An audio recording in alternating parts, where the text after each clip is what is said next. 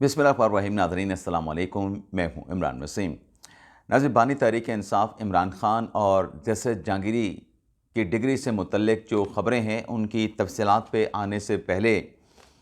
जो वज़ीर आज़म शहबाज शरीफ की जानिब से आज़ाद कश्मीर के मामले पर जो हुकूमती इत्तेहादी कमेटी तश्कील दी गई थी जॉइंट एक्शन कमेटी से मुज़ाकरात के लिए, अब तक की नाज़रीन इतलात ये हैं कि हुकूमती इत्तेहादी कमेटी ने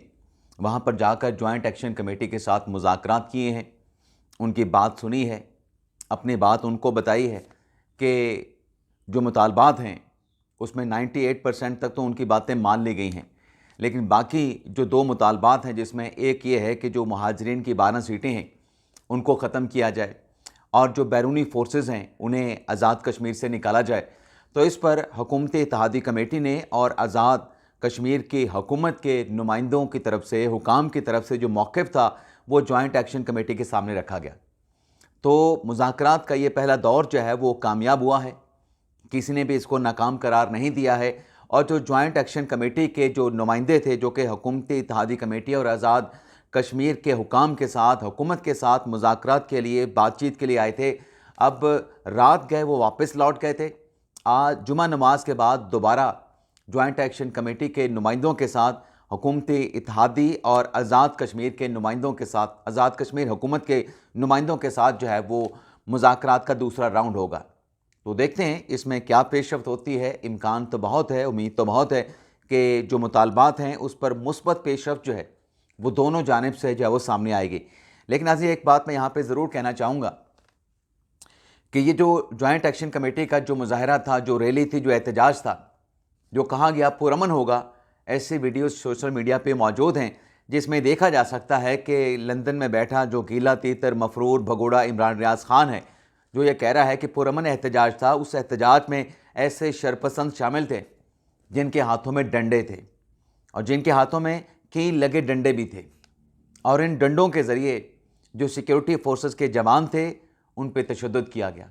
यानी दर्जनों सिक्योरिटी फोर्सेस के एहलकार जो है वो ज़ख्मी हुए हैं। अब ये इत्तफाक से तो नहीं हो सकता। अगर पुलिस ने लाशें गिराईं गीले तीतर मफरूर भगोड़े की मीडिया, सोशल मीडिया कैंपेन के मुताबिक, तो फिर इनको किसने आके मारा? वो वीडियोस ये नहीं दिखाएंगे, क्योंकि ये एक एजेंडे पे चल रहे हैं। ये जॉइंट एक्शन कमेटी को भी, उनको भी पलूट कर रहे हैं, उनके जहनों में भी जो है वो आलूदगी भर रहे हैं और उसके अलावा कैंपेन भी कर रहे हैं। अब ये जिसके भी एजेंडे पे हैं, लेकिन उसका फ़ायदा तो दुश्मनों को हो रहा है, उसका फ़ायदा तो दुश्मन फोर्सेस और दुश्मन कुव्वतों को हो रहा है।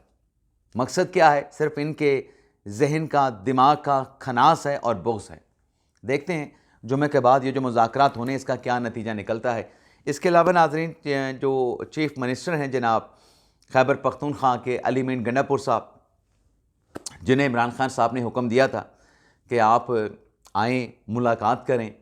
लेकिन गंडापुर साहब ने बज़ाहिर कल की जो डेवलपमेंट्स हुई, जो अडयाला जेल के बाहर लोग मुलाकात के लिए इमरान खान साहब के लिए पहुंचे थे, उसमें अली मीन गंडापुर नहीं थे। यानी कहने वाले तो ये कह सकते हैं कि अली मीन गंडापुर ने इमरान खान साहब के जो अहकामात थे उनको हवा में उड़ा दिया, उन्हें रद्दी की टोकरी में फेंक दिया और खान साहब के साथ मुलाकात करने के लिए हुक्म के बावजूद वो अडयाला जेल नहीं पहुँचे। लेकिन एक डेवलपमेंट नाज़रीन ज़रूर हुई है कि जो, माफ़ कीजिएगा नाज़रीन, जो अली मीन गंडापुर साहब हैं, वो उन्होंने एक लेटर लिखा है और लेटर लिखा गया है उनके एडवोकेट जनरल खैबर पख्तूनख्वा शाह फैसल अतमान खेल की जानिब से, और ये लेटर लिखा गया chief justice of Pakistan justice Yahya Afridi को। अब इस लेटर में जनाब गंडापुर साहब की तरफ से, उनके सूबे के वकील की तरफ से ये कहा गया है कि गंडापुर साहब जो हैं वो चीफ जस्टिस याहिया अफरीदी साहब के साथ मुलाकात करना चाहते हैं, और ये मुलाकात जो है वो, इसका टाइम जो है, इसका टाइम फ्रेम जो है वो तय किया जाए, और मुलाकात में अली मीन गंडापुर जो हैं अपने गुजारिशात चीफ जस्टिस के सामने पेश करेंगे। और वो खान साहब के साथ मुलाकात करना चाहते हैं, और ख़ान के साथ चूँकि वो सूबे के जो पार्टी, हुक्मरान पार्टी है, उसके बानी हैं, लेकिन मुलाकातों में रुकावटें डाली जाती हैं। अब नाज़रीन, ये जो ख़त लिखा है जनाब अली मीन गंडापुर साहब ने,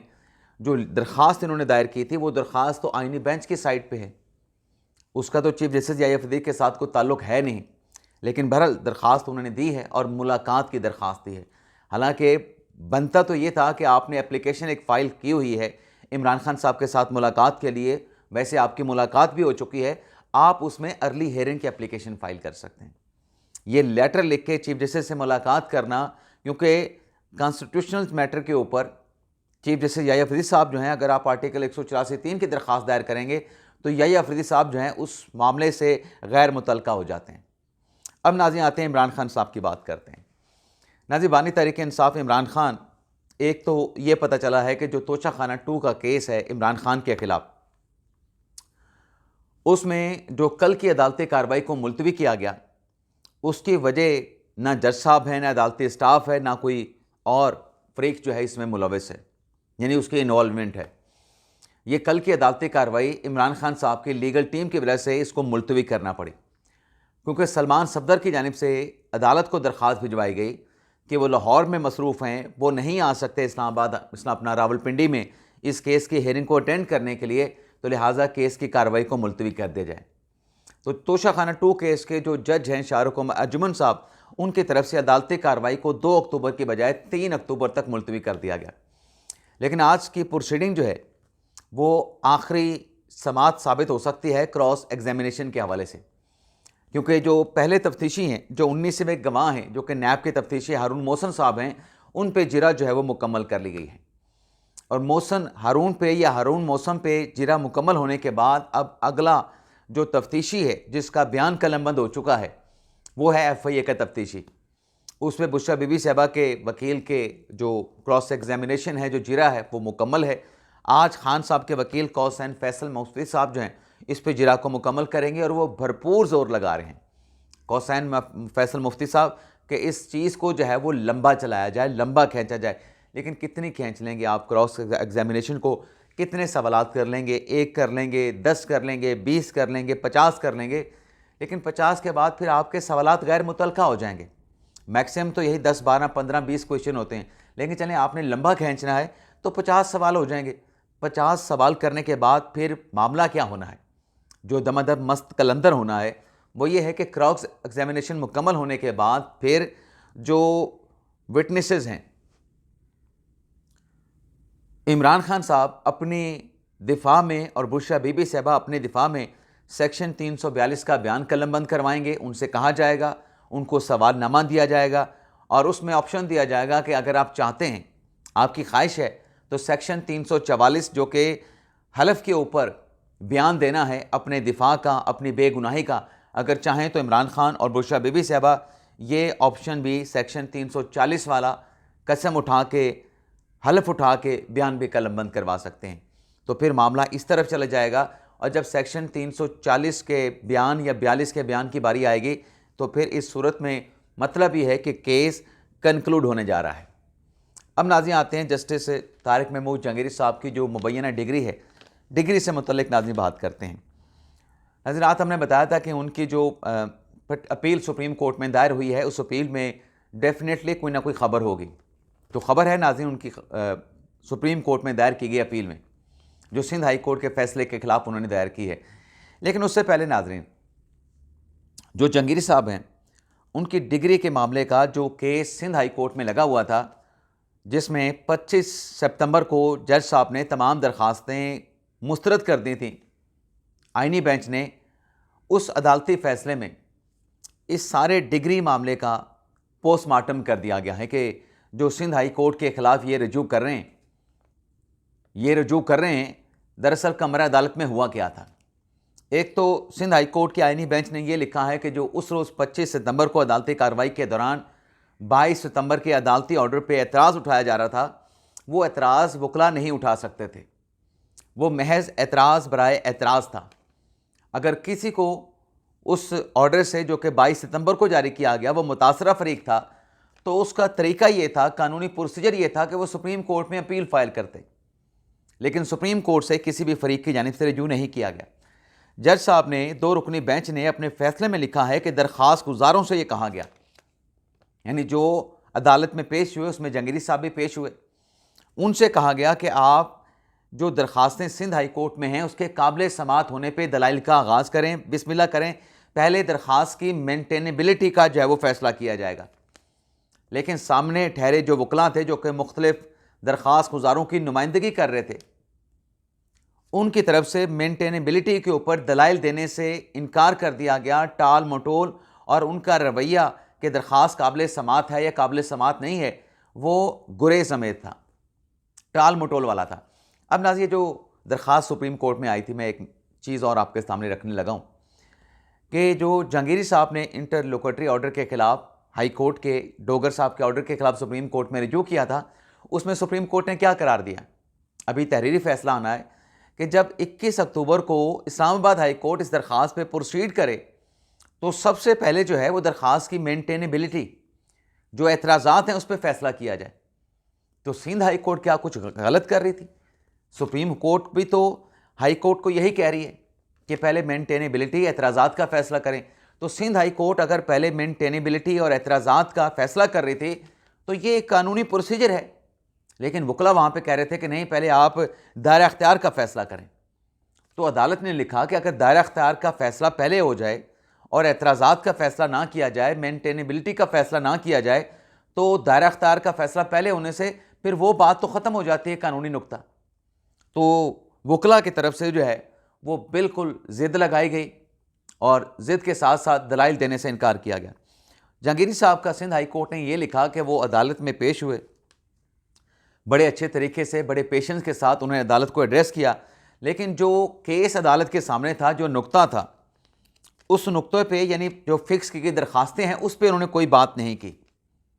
यानी सिंध हाई कोर्ट में कहा गया है कि उनकी दरख्वास्त, उनकी जो बातें उन्होंने की जहांगीरी साहब ने कमरा अदालत में, वो गैर मुतलका थी। यानी उन्होंने भी मेंटेनेबिलिटी के ऊपर कोई बात नहीं की, जो इशू, जो नुक्ता अदालत के सामने हेयरिंग के लिए फिक्स था। और फिर ये भी कहा सिंध हाई कोर्ट ने, जैसे जहांगीरी साहब से मुतल्लिक, कि उनको मौका दिया गया, लेकिन ये मौका जो है वो जहांगीरी साहब ने गंवा दिया। अब जहांगीरी साहब ने जो अपील दायर की है, जिसके मंदरजात आगे चल के मैं आपके साथ शेयर करूंगा, उसमें जहांगीरी साहब क्या कहते हैं वो भी आपको बताएंगे। सिंध हाई कोर्ट ने लिखा कि जो कमरा अदालत में नारेबाजी की गई, अदालती जो डेकोरम था उसको जो है वो तारनिश किया गया, ये तौहीन अदालत की कार्रवाई बनती है। लेकिन अदालत जो है वो तहम्मुल का मुजाहरा कर रही है। लेकिन अदालत ने ये ज़रूर ऑर्डर जारी कर दिया है कि वकला जानबूझ के दलाइल नहीं देना चाहते थे, केस को प्रोसीड नहीं करना चाहते थे, तो लिहाजा तौहीन अदालत की कार्रवाई तो हम नहीं कर रहे। अब न जाने अगर तौहीन अदालत की कार्रवाई होती तो क्या जैसे जहांगीरी साहब के खिलाफ भी होती। लेकिन सिंध हाई कोर्ट ने कहा कि उस रोज़ की जब वकला ने अदालती डेकोरम को तारनिश किया, नारेबाजी की, अदालती इज़्ज़त व एहतराम और साख को नुकसान पहुंचाने की कोशिश की, तो उस रोज़ की जो सीसीटीवी फुटेज है उसको भी प्रिजर्व किया जाए, और अगर ऑडियो रिकॉर्डिंग भी है उस दिन की, कोर्ट रूम के अंदर की और कोर्ट रूम के बाहर की, उसको भी प्रिजर्व किया जाए। और सिंध हाई कोर्ट ने अपने फैसले में ये लिख दिया है, जिसका जायज़ा अब सुप्रीम कोर्ट ने लेना है, जहांगीरी साहब की अपील में, कराची बार की अपील में, कि वकला की तरफ से अदालत को यरगमाल बनाने की कोशिश की गई, और जो अदालत है वो अपने तरीके से अदालती कार्रवाई को रेगुलेट करती है। वकला के यरगमाल बनाने पे या वकला की मन मर्जी और मंशा से अदालती कार्रवाई को वो रेगुलेट नहीं कर सकते, अपनी मन मर्जी से रेगुलेट नहीं कर सकते, ये अदालत का सवाबदीद होता है। यानी सिंध हाई कोर्ट ने इस डिग्री मामले का, डिग्री केस का जो वहाँ पे समाअत हुई है, उसका पोस्टमार्टम करके रख दिया है। अब देखते हैं सिंध हाई कोर्ट में दरखास्तें कब समाअत के लिए फ़िक्स होती हैं, और 7 अक्टूबर से 26वें आनी तरमीम पर भी समातें होने जा रही हैं, अदालती कार्रवाई का आगाज़ होने जा रहा है। इसके अलावा नाज़रीन, जो अर्ज़ी है जहांगीरी साहब की, जहांगीरी साहब ने कहा कि मैंने वहाँ पे रजू किया और मेरी जो डिग्री है, मतलब सिंध हाई कोर्ट से रजू किया, मेरी जो डिग्री है वो, जैसे जहांगीरी साहब अपनी अपील में सुप्रीम कोर्ट से कहते हैं कि जजेस की जब तकर्री की गई, उनकी जब बतौर जज तकर्री की गई, तो उनकी तालीमी असनाद की बड़ी स्ट्रिक्ट, बड़ी जो है वो सख्ती के साथ स्क्रूटनी की गई थी। ये नाज़रीन फैक्चुअली बात दुरुस्त नहीं है, कोई स्क्रूटनी वगैरह नहीं होती। ये स्क्रूटनी का प्रोसेस अब शायद हो सकता है कि याहिया अफरीदी साहब जो हैं इसको भी इस मामले में शामिल कर लें कि जिसको भी अपॉइंट करना है वकील के तौर पे, आपने जज बनाना है, तो उसकी डिग्री, उसके जो अकेडमेंट, जो कवायफ हैं, उनकी तस्दीक भी मुतलका जो तालीमी इदारे हैं उनसे करवाई जाए। जज साहब ने लिखा कि एक तो जो मैंने ख़त लिखा था 6 जजेस के साथ शामिल होकर, जिसमें मैंने अदलिया की मुदाखलत की बात की थी, एक तो मुझे उस वजह से जो है वो टारगेट किया गया, मेरी बदनीयती के बुनियाद पे मेरी जो डिग्री है उसको जो है वो मनसूख कर दिया गया, मेरे ख़िलाफ़ मीडिया कंपेन चलाई गई, और मीडिया कंपेन जब नाकाम हुई तो फिर 2 सहाफ़ियों का उन्होंने नाम लिया कि मीडिया कैंपेन चलाने वाले 2 सहाफ़ी थे। अब वो 2 सहाफ़ी कौन से हैं वो हम जानने की कोशिश करेंगे। और फिर जज साहब ने यह भी इल्ज़ाम लगाया कि जब ये प्रोपेगेंडा मीडिया कैंपेन मेरे खिलाफ नाकाम हुई तो उसके बाद फिर ये डिग्री वाला बदनीयती पे मबनी प्लान बना के जो मेरी डिग्री है उसको कैंसिल करवा दिया गया। अनफेयर मीन की जो कमेटी थी उसके पास कोई सिंडिकेट ने अख्तियार ही नहीं दिया था मेरी डिग्री की स्क्रूटनी करने का, और सिंडिकेट के जो एक मेंबर हैं डॉक्टर रियाज अहमद, उनको अगवा किया गया और उनकी तरफ से भी इस मामले पर जो है वो सवालात उठाए गए थे कि कैसे अनफेयर मीन्स कमेटी जो है इस डिग्री के मामले का जायज़ा ले सकती है। तो